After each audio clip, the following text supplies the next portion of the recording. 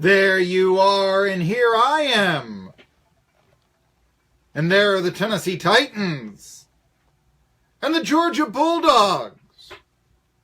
And the Alabama Crimson Tide. Welcome to Tri-Cities Sports Now. On 1420 NBC Sports Radio Tri-Cities, I am Marky Bilson, your voice of choice for a new generation of Tri-Cities sports fans. We own the Tri-Cities right here on this little radio station. The reason why? Best guess and the hardest-hitting opinions in the market. Hey, you want to know about how ETSU beat Chattanooga handily. Men's basketball team is becoming difficult to watch. They win every game by 20. Well, therefore, we're going to have on Steve Forbes before the flagship station does today at 1 p.m. But in a few minutes, the talk of the state, the Tennessee Titans, their come-from-behind victory against the Kansas City Chiefs, first playoff victory for them since the middle of the previous decade.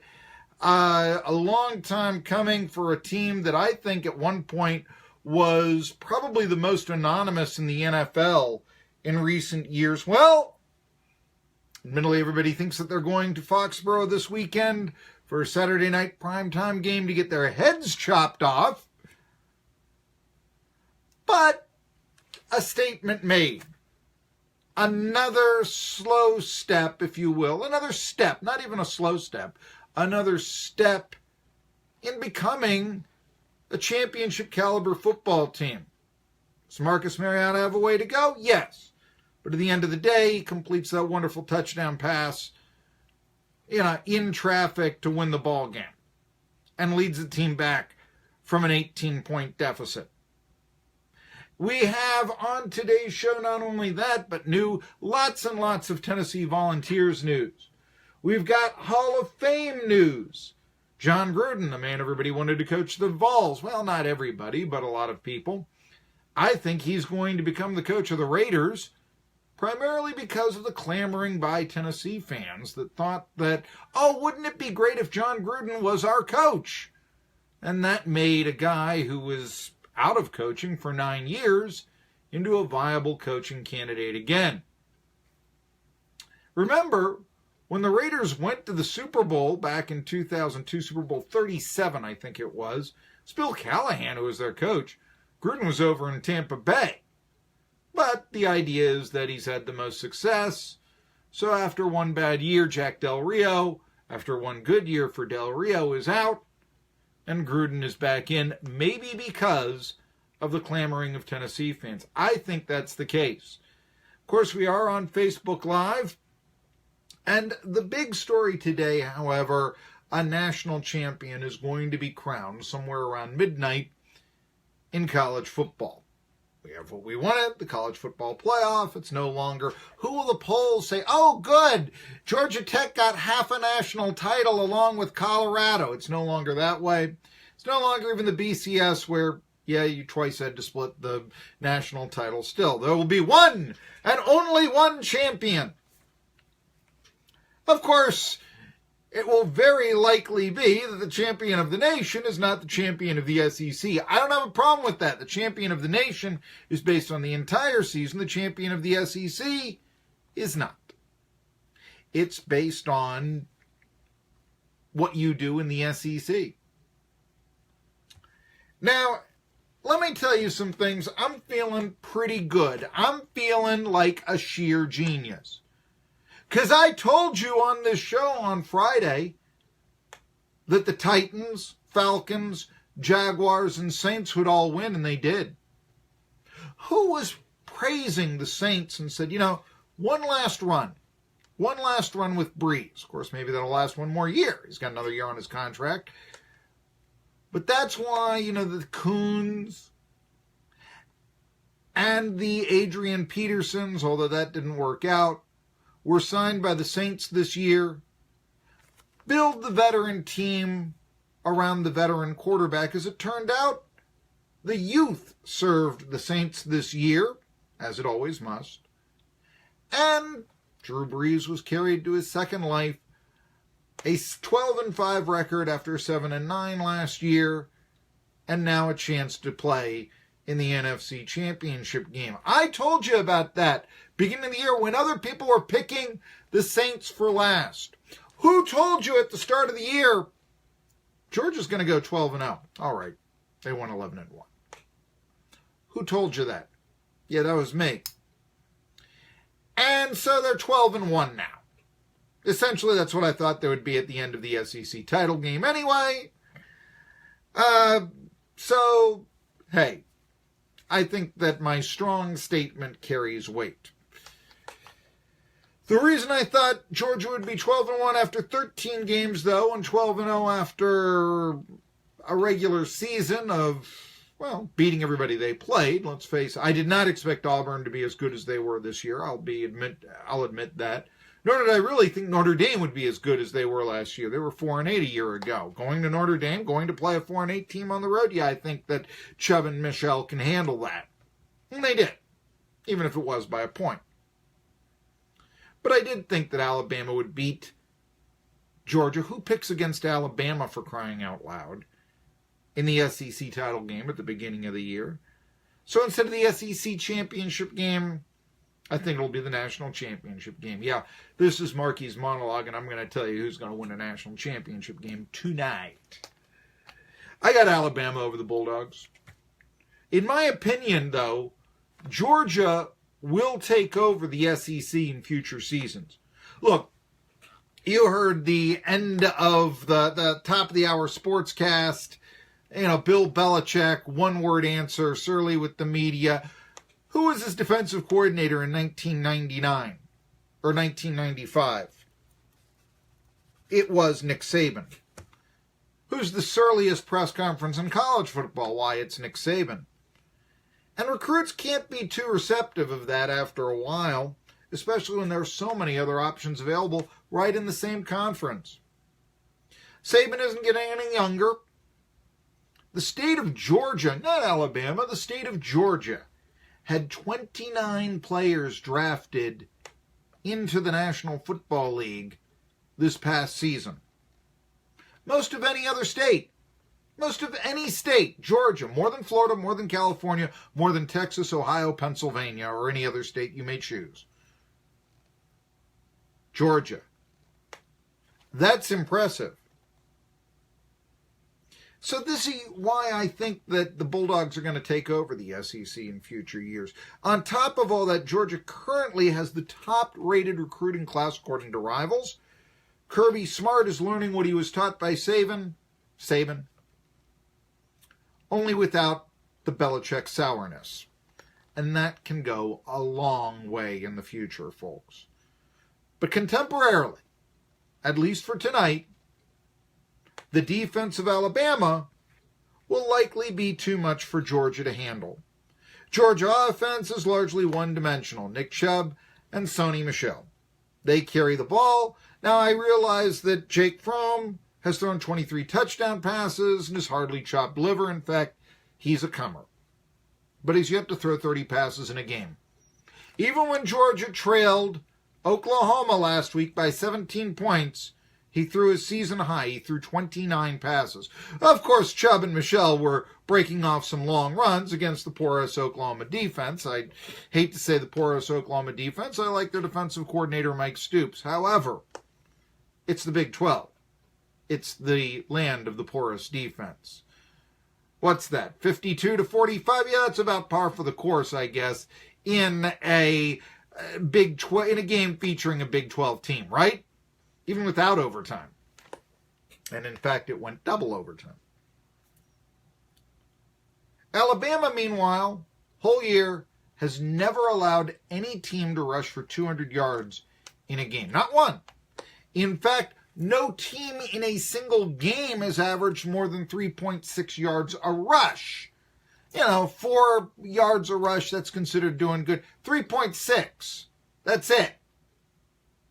That's what even the best team did against Alabama this year. Now, admittedly, Georgia's the strongest running team they'll probably play, but it's not as if, Webb, Kelly, the SEC backs, it's not like Alabama has played nothing but slouches. But now you see why Jeremy Pruitt was hired by Phil Fulmer to be the Tennessee coach. Now, I'll just give you another example. Kerryon Johnson, Auburn back, talented. Tigers kept giving him the ball to try to run out a clock when they had a lead. In the Iron Bowl, it worked well for them. However, Johnson he averaged 3.5 yards a carry. That's really not that good. Who hasn't Alabama stopped on the ground this year? Now, beating Alabama is not impossible for a team of Georgia's caliber. I'll tell you how you do it. You pressure Jalen Hurts, and you pressure him into mistakes. But marquee, Jalen Hurts only threw one interception all year long. How many mistakes can he make? Point taken, but let's look at the Iron Bowl again. The 26-14 victory for Auburn. When he is rushed, it becomes the shortcomings of the running quarterback. The happy feet, the improvisation instead of structure, the panic. And Hurts is no exception. When Auburn beat Alabama this season, they did so by sacking Hurts twice. Okay, that's about par for the course maybe. But they hurried him 9 times. That's right, 9 pass hurries. And they hurried him into 18 rushing attempts and just 22 passes. Hurts was the leading rusher for Alabama that day. After all, he was their leading ball carrier. But, and I know that some people will think this is an old school opinion. I don't. And it was proven in the Iron Bowl. You cannot scramble your way to a championship. At least not in the pros. And this is as good as it gets in college football, so I'm inclined to believe the same. In essence, here's what Auburn did to Hurts. He didn't throw any bad passes, but he threw safe ones, exceedingly safe ones. His leading receiver had 3 catches and didn't even have 40 yards in that Auburn game. Minimal gains, if any at all. Quarterback hurry is probably going to be an incomplete pass. That, and I talk about it all the time, problem of a running quarterback. Do you want the play to start 7 yards behind the line of scrimmage or 10 yards downfield? I'll take the 10 yards downfield in a structured game and the receiver who knows where the ball is coming from. Now, Georgia does not have a player like Auburn did. Auburn has a linebacker named Jeff Holland. If you're an SEC fan, you know of him. Finished 3rd in the conference in sacks, had 10. Not bad. One of the 11th in the country, 10 sacks, Jeff Holland. In that Iron Bowl, he pressured Hurts 3 times. Didn't have any sacks, but but then again, this was the dominant performer. You know they were focusing on him, and he still forced 3 quarterback hurries. Georgia has no single player as dominant as Holland is, at least not against the pass rush. Okay, Raquan Smith probably going to go out into the NFL draft early after his junior season, which is this one, and he's going to be a first-round pick. Fine. But you know what? He's a little undersized, only 6'1", 225, plus whatever, the season has worn down from him and the calorie burning as you do. I know Phil Fulmer has that famous commercial where he says a college football player needs to take in 7,000 calories a day, making me want to be a college football player even at the age of 46. Oh boy, am I going to eat. But at the same time, you burn some of those off. And yeah, at the end of a season, you generally, burn some weight off, that sort of thing. So he's probably a little bit less than 6'1", 225. I haven't checked him out. I'm theorizing, okay? Sue me, Smith's a great player. He's also an inside linebacker. How is Smith, who incidentally led the Bulldogs in sacks, going to rush the passer from an inside linebacker position? It's not impossible. Schemes can be developed. It's just not likely. It's not what the position is there to clog up the middle, take care of whatever. Maybe you can shoot the gap through or something. I get that. It'll probably be a hurry in that case. In fact, I wonder with Smith at that size if he will play linebacker in the NFL. or if he'll play safety. Now, if Georgia can pressure Hurts the way that Auburn did, okay, yeah, I can see the Bulldogs winning the national championship tonight. But as I said, middle linebackers generally aren't pass rushers, and, you've got to devise a scheme. And you know what? Georgia linebackers coach Kevin Sherr spent the weekend treating how wonderful it was going to be to join Tennessee as their defensive coordinator instead of focusing on the game plan that would use his good linebackers into a formidable pass rush to stop Hurts. You see that? In fact, I'm going to get to that here later on in the show. So I'm taking Alabama tonight, 25-21. Yeah, it's another one of my weird scores, 25-21. 25-21, I'm taking Alabama.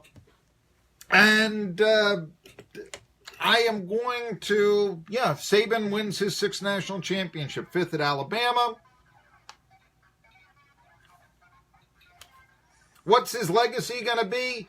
It's interesting now because, they talk about he'll tie Bear Bryant with national championships, case in point. I think that what with the Paterno scandal then, does he have 409 victories? Does he have 298? That now number of national championships is what people are going to be judging coaches by in college football, much like, Bill Belichick. Hey, he's got 5 Super Bowls. You don't hear much about Don Shula anymore now, do you? Anyway, that is the case. And we'll see. We'll see what goes on. I love the Bulldogs for the future. Sure, they got a chance. But I'm picking Alabama because of that extraordinary defense. When we come back, Joe Rexrode of the Tennessee, and he's going to tell us how the Tennessee Titans pulled off the victory against Kansas City. Do they have a chance against New England? And a lot more coming up. Steve Forbes about one of the hottest college basketball programs in the country. That's ETSU. Winners of now 10 out of 11. Tri-City Sports Now comes back after this.